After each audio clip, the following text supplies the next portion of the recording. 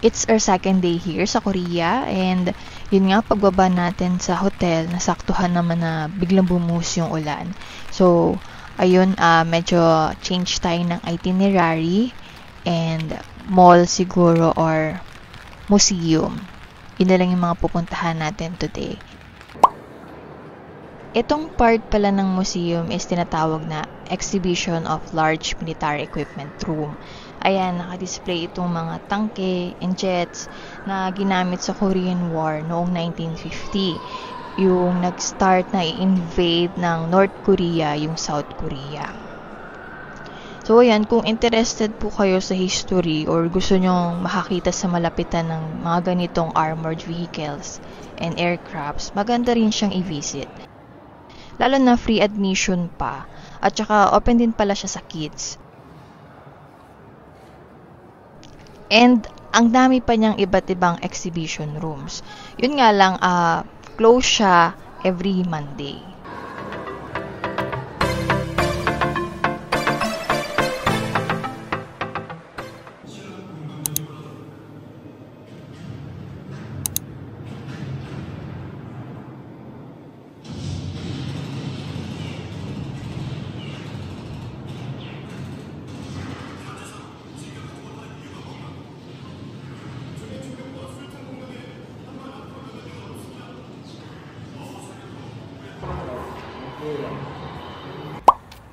Before mag-entrance dito sa museum, napansin na namin na may mga nakapalibot na mga flags. And ayan, isa na nga po dyan, yung flag of the Philippines. So, ito po palang mga flags na ito, nagre-represent pala siya sa mga bansang nagbigay ng tulong or nag-participate po noong panahon ng Korean War.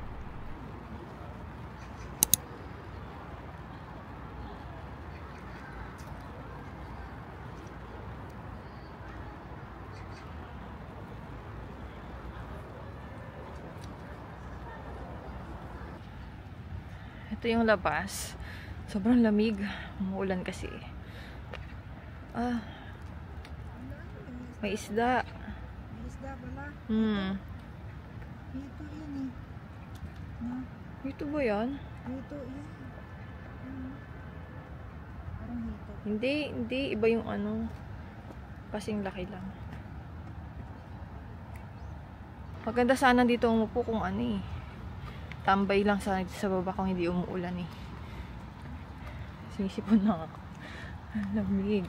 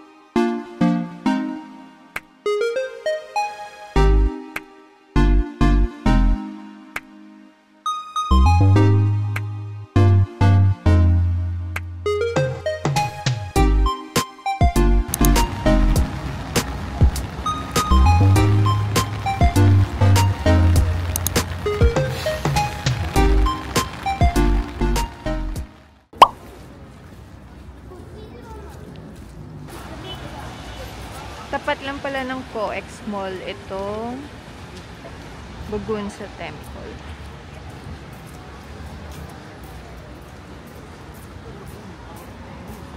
Ayan. Tawid lang.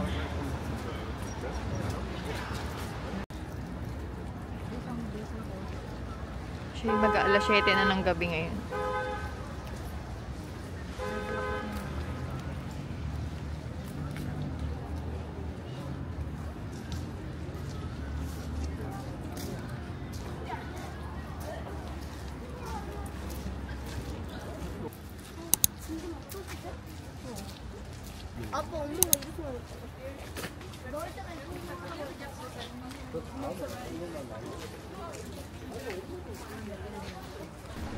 May coffee shop po dito sa may bandang main gate na Hanok style.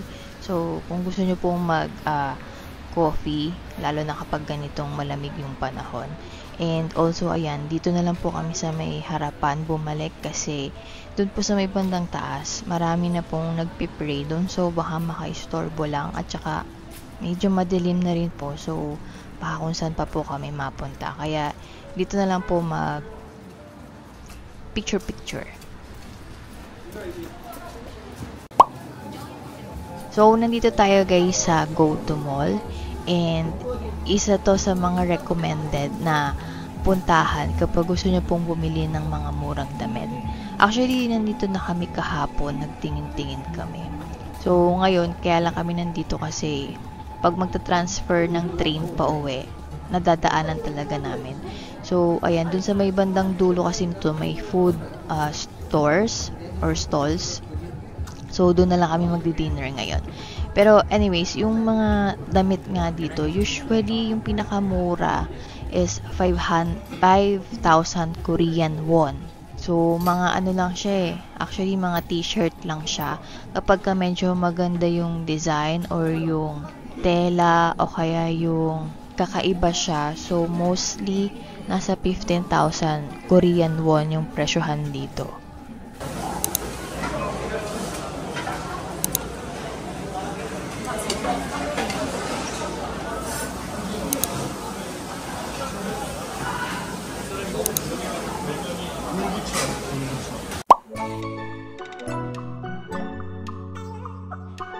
Hindi lang masyadong halata yung cherry blossoms dito sa may Sokchon Lake. Siguro kasi medyo makulimlim pa, pero baka mas ma-appreciate natin yan kapag nagkaroon na ng araw or sumikat na yung araw. Kasi umulan kahapon and then kaninang umaga rin ata medyo umulan din. So, ganyan. Kaya parang very gloomy yung paligid.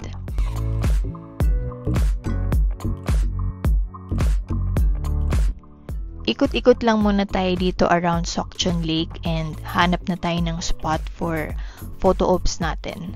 Ayan, syempre kailangan din natin ng souvenir dito. Minsan lang tayo makarating na may cherry blossoms.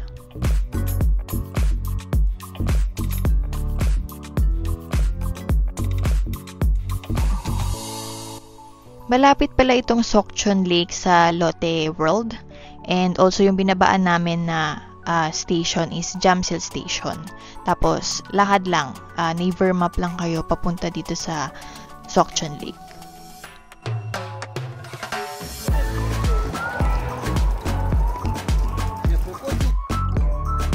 Umakit pala kami dito guys sa may bandang taas. Kasi mukhang mas maganda na yung view dito. Mas palapit ka sa cherry blossoms. And also, ayan, mas sumisikat na yung araw. Kaya nagpapop na yung ganda ng cherry blossoms. At saka, may mga upuan kasi dito na nakaharap sa lake. So, hanap muna tayo ng available space para makapagmuni-muni tayo saglit.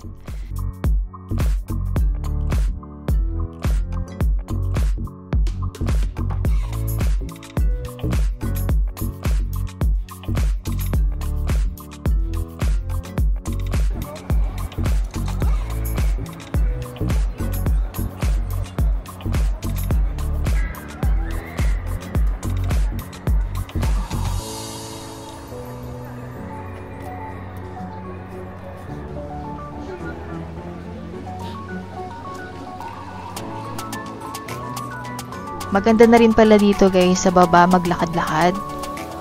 Hindi lang halata kanina yung cherry blossoms kasi nga medyo makulimlim pa.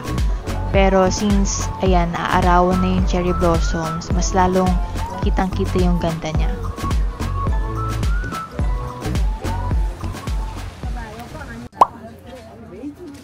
For lunch naman guys, nandito tayo sa area ng Iksundong.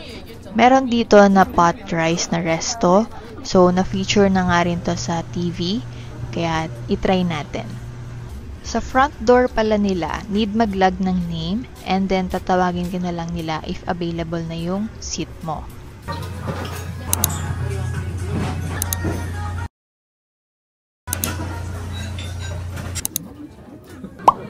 For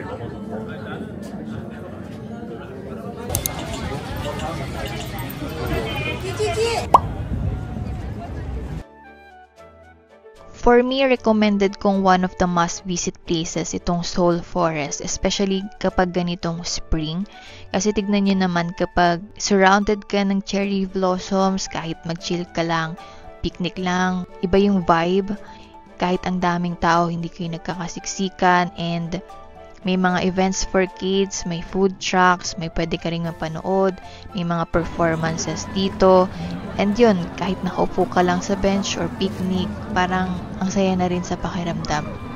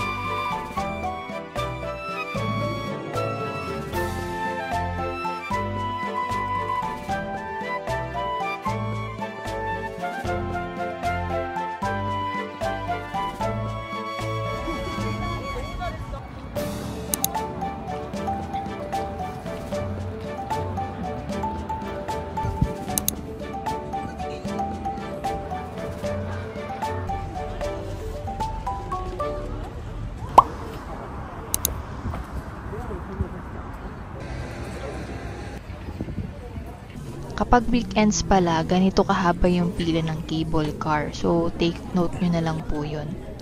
Especially kapag pa-sunset na, mas lalong dumarami yung tao na gustong pumunta doon sa Ensol Tower. 올라가는 거 찍어?